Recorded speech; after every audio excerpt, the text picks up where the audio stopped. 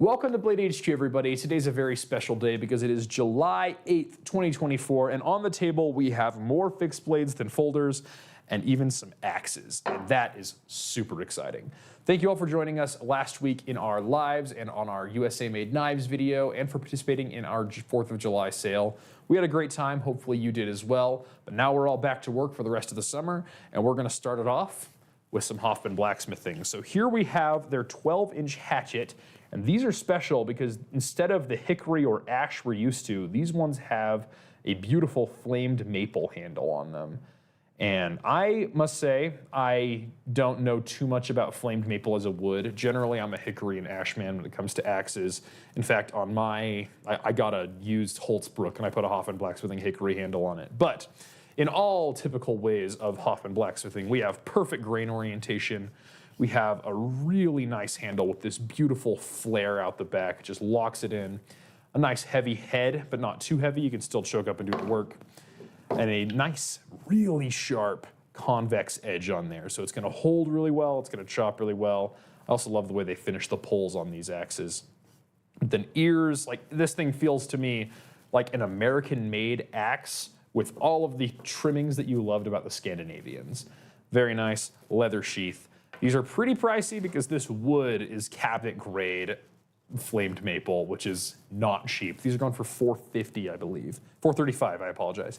And we have this version as well as the bearded version. So the bearded version has this big cutout here that you can choke up in. This one's probably a little more carvy, bushcrafty, but I generally prefer this. I like a little more weight in the head for the chopping and the splitting, and if I'm gonna do any of the more carving stuff, I'll use a knife. But there's a lot of people out there who like the one tool option, and that is where I would recommend this bearded one. So these are very limited supply. First of all, this is a rare wood. Second of all, Liam Hoffman has his hands full keeping up with demand. These all sell out fast. So if you want one of these, I'd go hop on the wish list and set your schedules so that you do not miss out on these beautiful hatchets. Next up, new from Beg Knives, we have the Microburst. And this knife is a strange thing because it's a knife that is tiny. Like, look at this, it's just so small. It's got a lot of milling involved, but when you open it, it feels like a big knife. It wants to do some hard work. It also has a very deep hollow grind on the blade, so it's gonna be very slicey and very pokey as well. Got a button lock, got a flipper, a metal handle with a lot of milling in it and a lovely blue accent as well. I especially like the ball on the pocket clip. I think this is the future of pocket clips. We're gonna see a lot of this because this doesn't chew up your pocket, but it still detains really well. Very fun. This one goes for $119.20. The Beg Knives Microburst. Also new from Beg, we have the Galaxy. And this one has, this is one where it's like the exact opposite. This one looks tiny, but then is big. This one feels sleeker and slenderer than it looks, if that makes any sense. So if you look at it from this dimension right here, it's a lot thinner than you would think, judging based on how much contouring you're seeing. So it's gonna be nice and easy in the pocket, but that contouring really, really puts it in your hand nice. Easy to choke up on. Once again, a hollow grind. This one's got a G10 handle. This one goes for $89.60 and a very lovely button lock action. One thing I've especially enjoyed is sometimes on these thumb hole openers, they have a bit too much chamfer on the sides of them.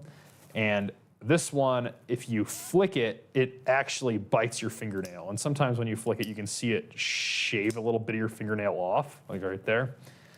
And I personally like that because I know that it is really secure in my finger when I'm opening. So it's gonna be easy peasy to open it every time. Those are from Beg. Also, we have new Chavez here. This one, somebody in the comments was asking about this a few weeks ago. We have the Chub OTF. These are going for $300, and these ones, they worked hard on them, and I think they knocked them out of the park. First of all, a very dependable action, doesn't come off track, easy to run. Holds a standard utility knife, so if you're somebody who likes to fly, you can just pop this out and this knife should fly, hopefully. I think it's in line with TSA regulations, but you never know what security is up to that day. And one of the things I like the most about these is you look at this surface texture. It almost looks like rough scratches from a grinder or something, but this is a very intentional texture they added. It doesn't chew up the pocket on this side, but it gives you just an ever so slight amount of grip. Easy to carry. Get a 4-finger grip in there, land your thumb, get some hard work done, but still an OTF and a Chavez through and through. Love to see this USA-made product. Made right here in Pleasant Grove, actually. Chavez Knives is our next door neighbor here, and they made this in their shop. I got to see some pretty early prototypes in Ramon's pocket, and I'm just excited to see this thing hit in the market, especially at its price, $300. USA-made OTFs under $300 are few and far between, and I'm glad to see we have another one in the mix, especially with a beautiful milled titanium clip like that. Next up from Glow Rhino, we have the Bohr, B-O-H-R. If somebody has a better pronunciation for that, let me know. This one's a fun knife. This one has, I believe, a D2 blade. Doesn't say. DC53, maybe that's the blade steel. There's so many numbers to remember in blade steels. This one is a hunting knife to me. It's got a nice amount of jimping here, a standard blade. It's got a really deep belly in there, and that's what I think you're gonna get your slicing. Got the orange, and then in classic Glow Rhino fashion, we have a tritium vial here in the back of the tang. And this one is a big tritium vial that has 3 windows. We got one on the side, and on the top.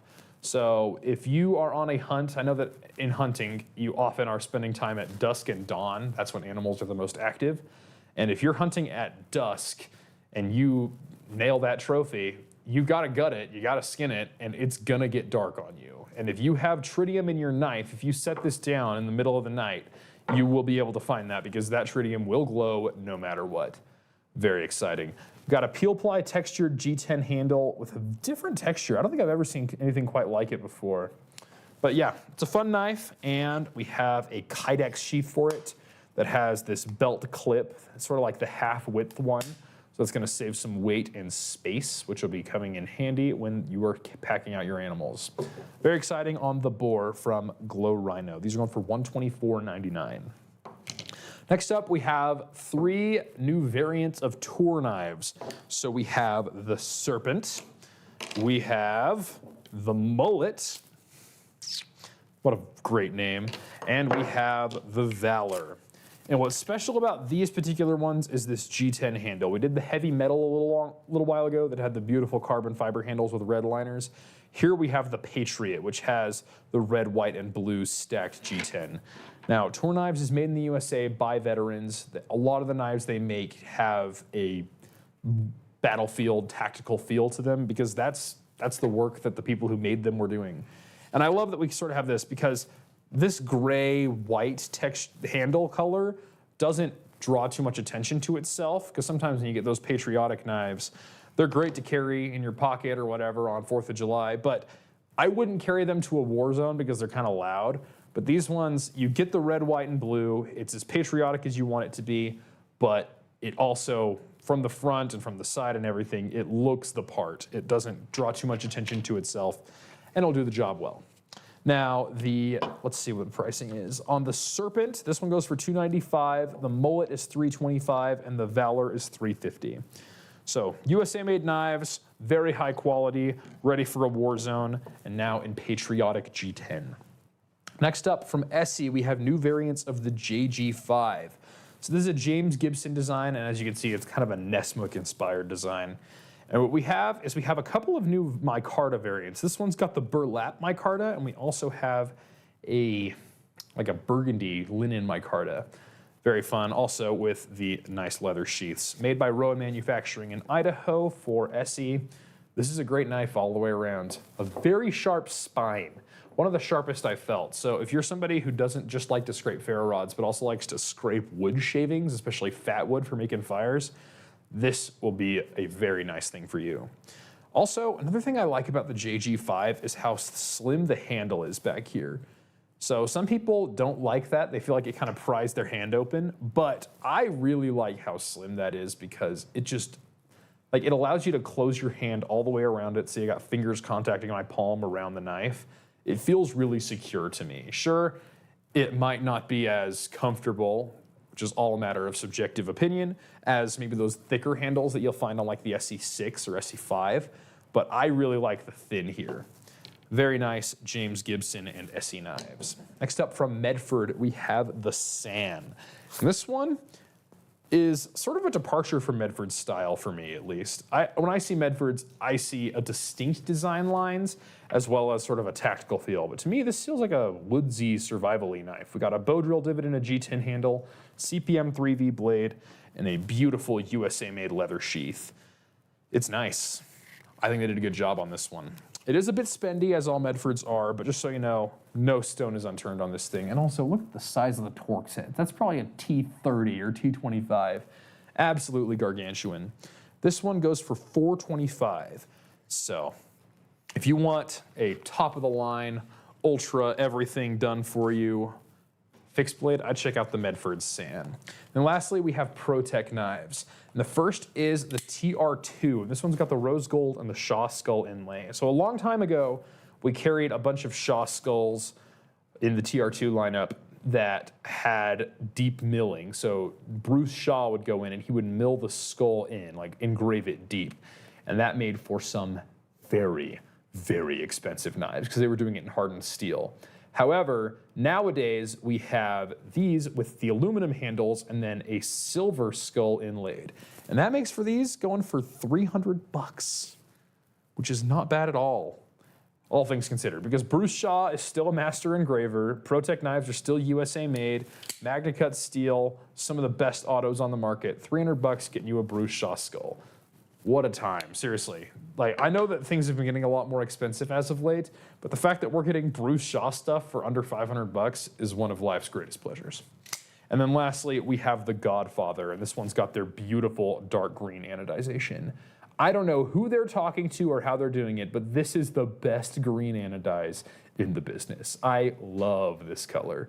They had a TR3 come out with it and a Rockeye come out with it, and I was just so enamored with them. And now we have the Godfather, sort of giving you the tactical gangster look. This one goes for $225, so not bad on the price either. Anyway, that is all the knives we have on the table for today. As you can see, we didn't have much room for many more, but if you like knives like this, head over to bladehq.com and check out new arrivals. You'll see all of these, as well as hundreds, if not thousands more, and you'll be sure to find the knife that is perfect for you. Thank you all for watching, and we'll see you next time.